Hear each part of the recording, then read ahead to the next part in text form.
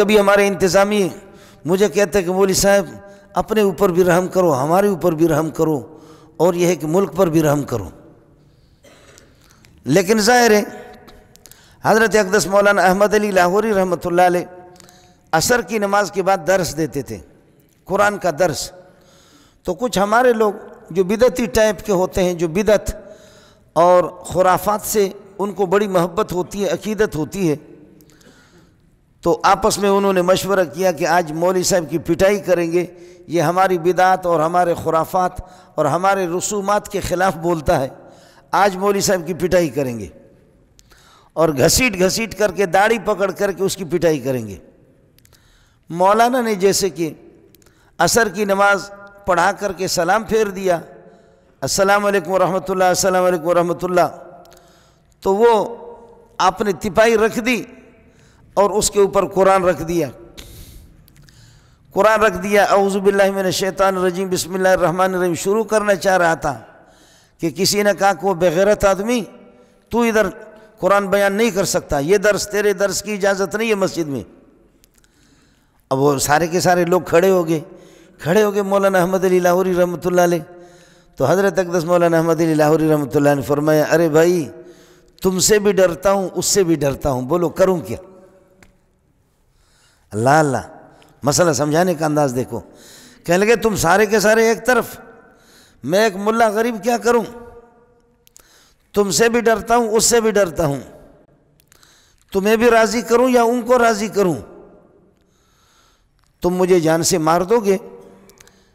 5 minute 10 minute 1 minute کی ہو سکتی ہے کہ مجھے تکلیف ہو جائے، لیکن جہنم کی تکلیف دائمی ہے۔ اب میں کیا کروں؟ اللہ کو کس طرح میں بتا دوں؟ آپ لوگوں میں سے مہربانی کرو، دائیں ہاتھ میں قرآن پکڑ لیا، بائیں ہاتھ اپنا اس طرح کیا۔ کہنے لگے ایک آدمی آ کر کے مجھے محراب سے کھینچ کر کے گھسیٹ کر کے، میں زور بھی نہیں لگاؤں گا، محراب سے گھسیٹ کر کے مجھے مسجد سے باہر نکالو، تاکہ آسمان والا بھی دیکھ لے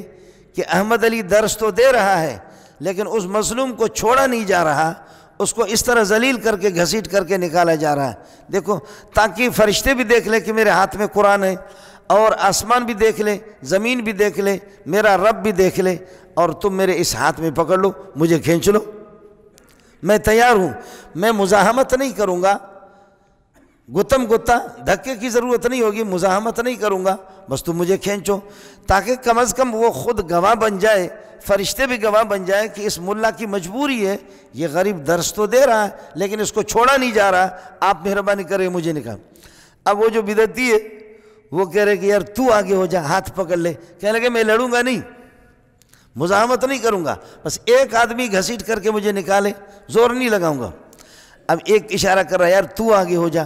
دوسرا کہتا کہ یار تو آگے ہو جا، تیسرا کہتے کہ تو آگے ہو جا، ایسے ایسے کر رہے لیکن کسی کو ہمت نہیں ہو رہی۔ ایک نے کہا خبردار، سبحان اللہ، ایک نے کہا کہ خبردار، کوئی ماں کا لال آگے نہ ہو جائے، ہم مولوی صاحب کے ذلت پر تلے ہوئے ہیں، اس کی پٹائی پر آئے ہیں، لیکن رب جانتا ہے کہ یہ برحق ہے، رب جانتا ہے کہ یہ مولوی صاحب برحق ہے، ہم غلط ہیں، خبردار، کوئی بھی ہاتھ میں پکڑ کر کے نہ کھینچے، اس کا پورا گھر تباہ ہو جائے گا۔ بدعتی، اللہ نے اس کا دل پلٹ دیا، اس نے کہا کہ یہ جرت نہیں کرنا۔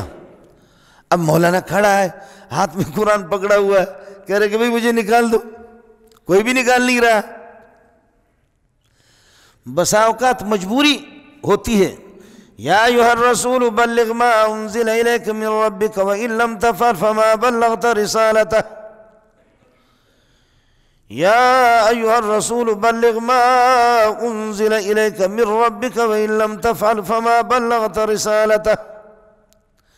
میرے پیارے جو میرے طرف سے آسمان سے آتا ہے وہ سب سنا دو۔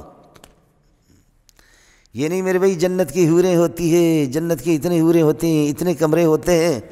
یہ نہیں سنا تھا کہ جہنم میں کیا ہوتا ہے، جہنم میں جوتے پڑتے ہیں، کہ تیرے اس بدکاری پر بے غیرت جو تو کر رہا ہے اس پر کیا ہو رہا ہے، بس میٹھی میٹھی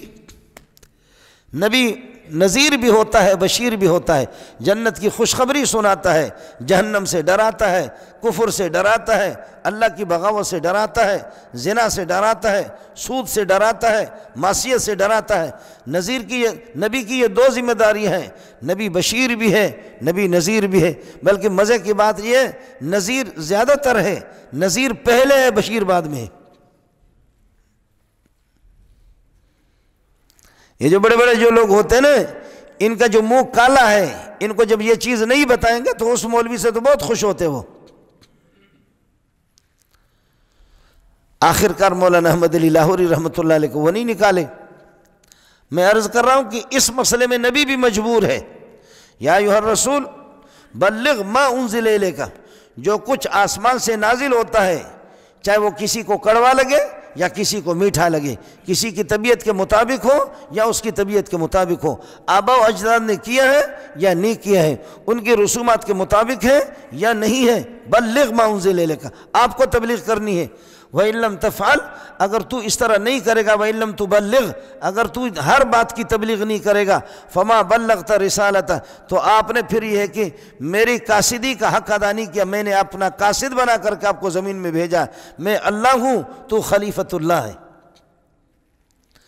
میں اللہ ہوں تو خلیفۃ اللہ ہے، میں اللہ ہوں تو رسول اللہ ہے۔ رسول کا معنی قاصد ہوتا ہے، جو اصل آقا سے مل کر کے دوسروں کو آ کر کے بتا دے کہ میرے آقا کا پیغام یہ ہے۔ رسول کا معنی یہی ہوتا۔ آپ نے کرنا ہے، ہر طرح سرد بھی بتانا ہے، گرم بھی بتانا ہے، گردن کا کٹنا بھی بتانا ہے، جنت کی بشارتیں بھی بتانی، جہنم کا بھڑکنا اور جہنم کی غیظ و غضب کو بھی بتانا۔ تکاد تمیز من الغیظ، تکاد تمیز من الغیظ، وہ اتنے غصے میں پھٹ جاتا ہے، جیسے کہ پٹھان اور بلوچ کو اللہ آپ کا بلڈ پریشر ہائی ہو، غصہ آ جائے تو رگ بہت سے لوگوں کے دماغوں کے پھٹ جاتے ہوتا ہے۔ ہمارے ایک عزیز نے، وہ تھا بھی بڑا غصہ والا، اللہ بلا کرے، بس ایک آدمی کو جوتا مارا، اس کو پھر پکڑ لیا لوگوں نے، بندوق اس نے اٹھایا، پھر لوگوں نے پکڑ لیا اس کو، کہنے لگے چھوڑو چھوڑو، زور لگاتے لگاتے قداور، بس دماغ کے رگ اس کے پھٹ گئے، چلے گئے۔ یہ ہوتا ہے، یہ بہت سے پٹھانوں کو، بلوچوں کو، سندھی غریب اللہ ان کو جزائے خیر دے، یہ نرم ہوتے ہیں، مہاجر بھی نرم ہوتے ہیں۔ پٹھان اور بلوچ پہلے کام کرتا ہے، بعد میں سوچتا ہے، پہلے لڑتا ہے۔ تو کتنے لوگ ہیں کہ بلڈ پریشر ہائی ہو اور غصے میں آ جائیں، دماغ کا رگ پھٹتا ہے۔ فرماتے جہنم بھی تمہارے انتظار میں، تکاد تمیز من الغیظ، قریب ہے کہ جہنم پھٹ جائے غصے کی وجہ سے، لاجل الغیظ، اتنا غصہ ہے۔ کلما القی فیہا فوج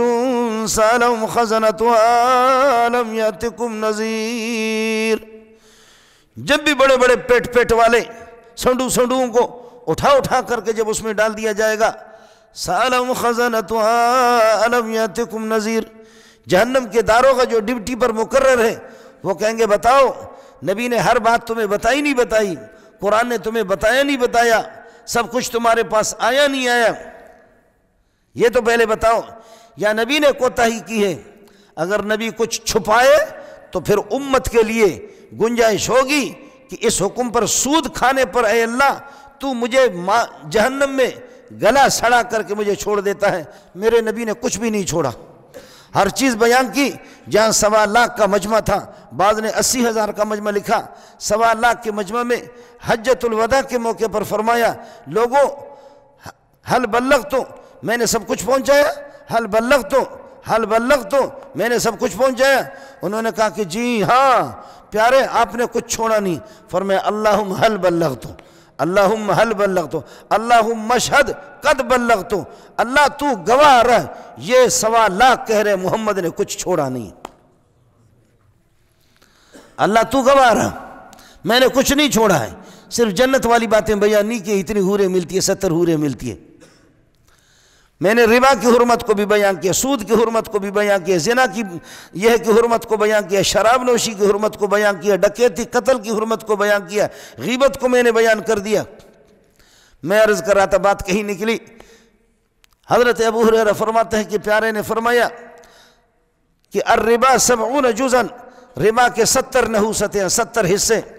70 میں 69 حصے،